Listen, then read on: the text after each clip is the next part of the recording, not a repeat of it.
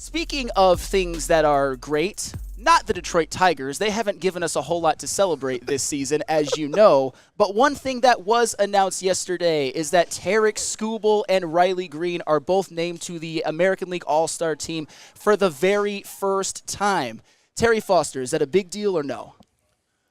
That's a big deal, but am I the only one in Detroit who does not think Riley Greene is an all-star? Yes, you're the only one in Detroit who doesn't think he's an all-star. All right, he's not an all-star. Yes, he is. Yes, he is. He That's is lunacy. one, but how about this? He shouldn't be. Who would you put over him? That's my problem. He absolutely is an all-star.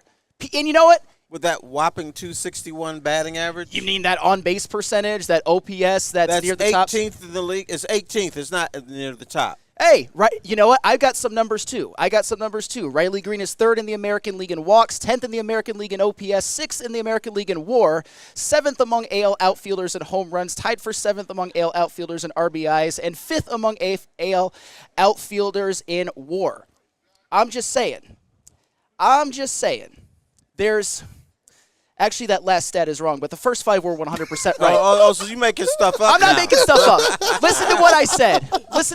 All wrong. right. One's wrong. Listen to what I said. Why isn't Riley Greene an all-star? His batting average. Oh, my God. He's 17th in home runs. He's 18th in RBIs.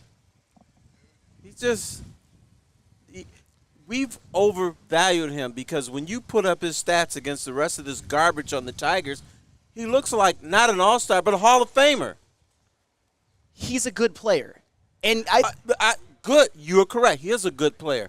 But all-stars are not good players. They're excellent players. No, I think he is a great player.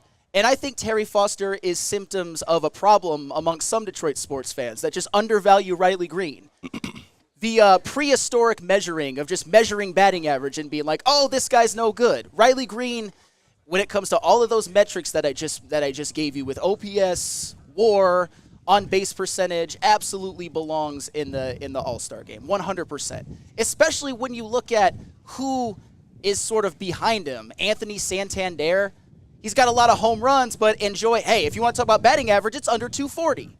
There's no argument that he shouldn't be there. He should be in the All-Star game. I disagree, man. I have higher standards. You know, to me, you can't. I'm looking at guys with 20 home runs, maybe 60 RBIs, a higher on-base percentage. I will give you this: very good fielder. I don't give a damn about his fielding. I just like the fact that he gets on base and he hits for power, and he is the best player on the Tigers, 100%. Dude, that's not saying anything. Well, it's saying anything when his numbers stack up against some of the rest of the league. That's what I'm saying. Same amount of walks as Gunnar Henderson. A higher OPS than Jose Ramirez. Nobody. There is not one person in the world that would say Jose Ramirez shouldn't be an all-star, but with Riley Greene, it's just apropos to be like. Part of it, all-stars are people that you want to see play. Nobody wants to see Riley Greene play in the all-star game. I do. Because they don't even know who he is. That's fine. So I guess we're just going to make the entire all-star team Yankees and Orioles. Yankees and Orioles and Red Sox. That's what we're going to do. Maybe we could sprinkle in an Astro and a Guardian. Maybe one of each. Just Angels, Yankees, Red Sox. Is that what we want to do? No. I want to see entertainment. Okay. I have no interest in seeing Riley Greene in the All-Star game. And this is a guy, as a kid, no matter what Tiger was on there, I was excited when they put him in the 7th inning to watch him bat. I think we just have a fundamental disagreement. I tell you what, here's what we need to do. Part of being in an All-Star game is a popularity contest. Let's see what postseason awards Riley Greene wins. I'm willing to bet he won't win anything. Of course he's not going to win anything, but that's okay. Like that's the thing. The people who are going to win stuff are the stuff like the Aaron Judges and the Juan Sotos and the Gunnar Hendersons, people like that. I mean, people are actually doing something? Oh, Riley Greene's not as good as those guys. He sucks. He blows. I'll tell you what, too. No. Show me a little stupid stat you like to carry around. Stupid stats. Where Riley Greene is better than Aaron Judge. Here, I'm he's waiting. Not. I'm not saying he's better than Aaron Judge. I'm saying that he's a top 5. He's a top 5 outfielder in the American League right now. 100%. You got Aaron Judge, you got Juan Soto, you got Kyle Tucker, you got Stephen Kwan, and then you've got Riley Greene. 100%. Right. And then Jaron Duran. All right, now slow down. The thing I enjoy about you is you stick your little nose in your computer and you come up with every cockamamie stat to support your bullshit arguments. I thought you were going to tell me how Riley Greene is on par with Aaron Judge because he's got more walks in him, and he actually does. He's got better walk-up music than Aaron Judge.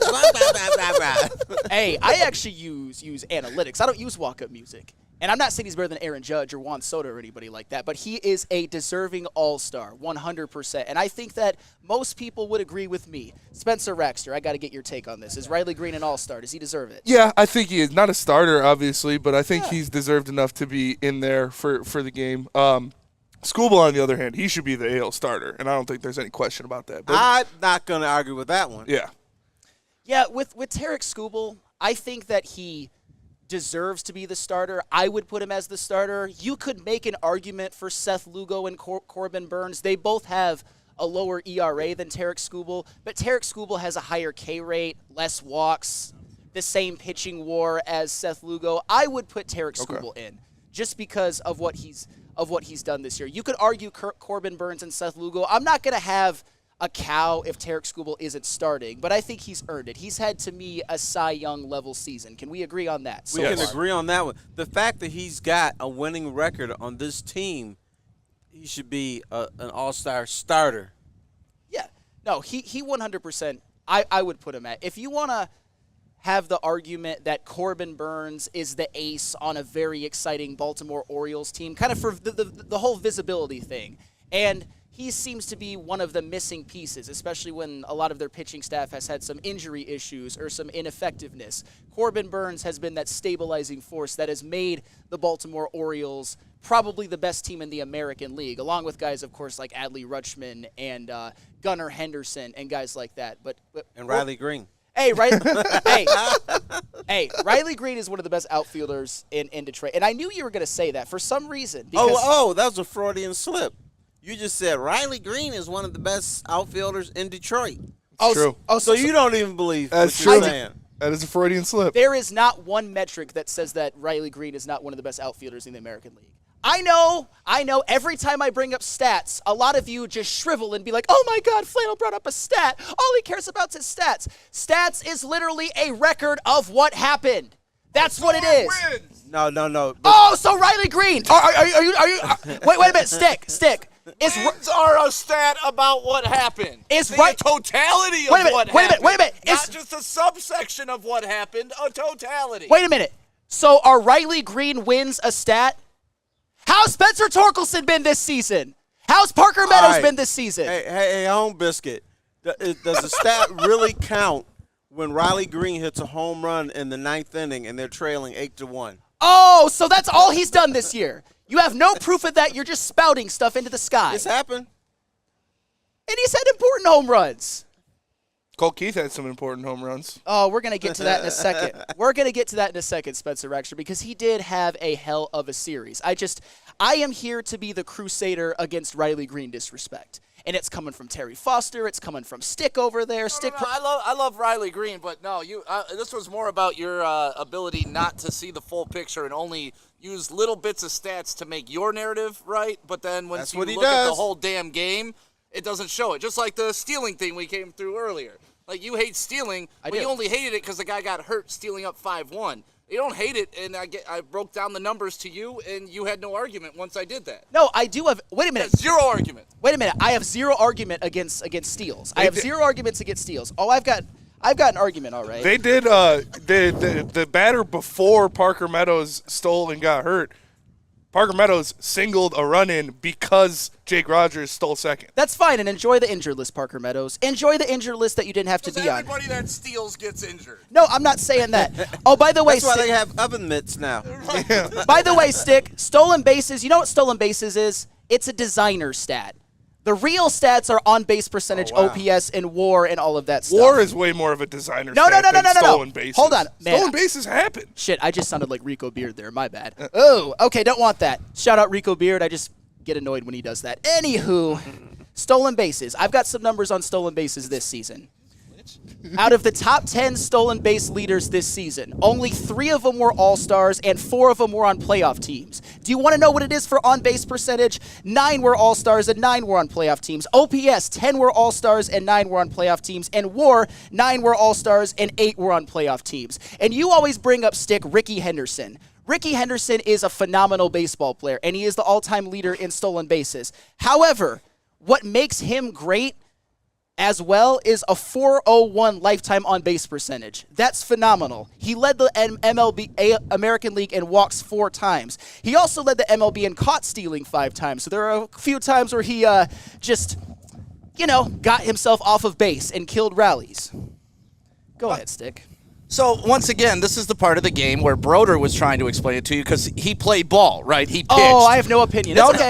no. You know what? When it's No, football, bring Braylon Edwards right here. Get me off. You're allowed to have opinion, but you can be wrong, Flannel Sam, and you can listen to people who actually played the game to understand nuance beyond stats, right? And that's what Broder was trying to explain to you. He's a pitcher. He pitched at University of Michigan. Pretty damn good school. I think you're a big fan of it, yes. Right? Okay, so we can say he's a decent pitcher at minimum.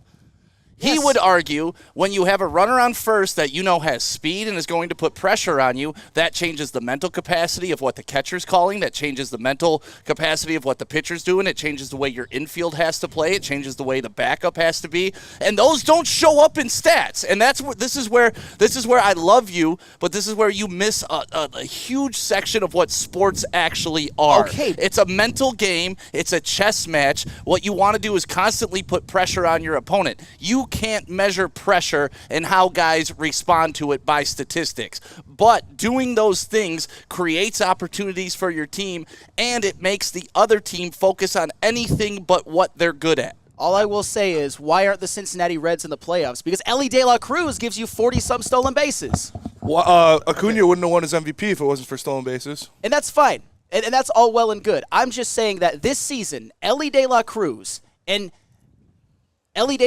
is the least of the Cincinnati Reds' problems. I'm not saying otherwise. He leads the entire MLB in stolen bases. But the Cincinnati Reds have the exact same record as the Detroit Tigers. If stolen bases was that just amazing, mythical thing that we all think that he is, what does he have now? 55, 60 doubles? Shouldn't the Reds be near the top in the Major League Baseball in runs scored? No, because what matters more is getting on base, slugging. It's only one batter. Walking. That's fine. That's fine. But if you had 4 or 5 guys stealing bases, then you'd be in a much better position. Now, I don't want to pick on Flannel Sam, but I'm going to anyway. All right. How long have you been watching baseball? Since I was, I'll say, 25 years. So you've been watching it 25 years. Yes. In your 25 years of watching baseball, how many times have you seen a guy score from first base on a single? How many times?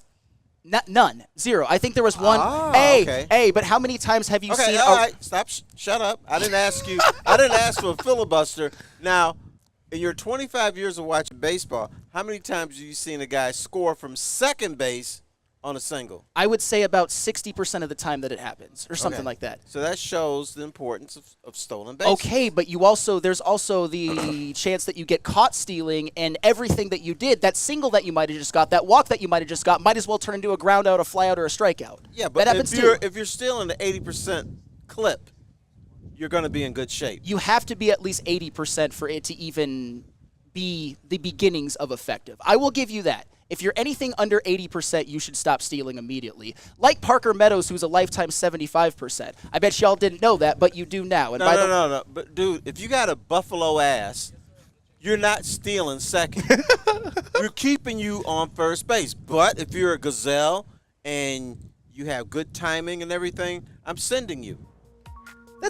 Hey, but you know what? Not Riley Greene. He's on my mind because I love him. Parker Meadows. And I'm not trying to be mean. I'm not trying to be a dick. I don't know if it was his call. I don't know if it was the manager's call. All I know is when you're up 5-1 and you try to steal and you get yourself hurt, enjoy the injured list. You had a hell of a series. You did. But now you're probably not going to be with the team for a while.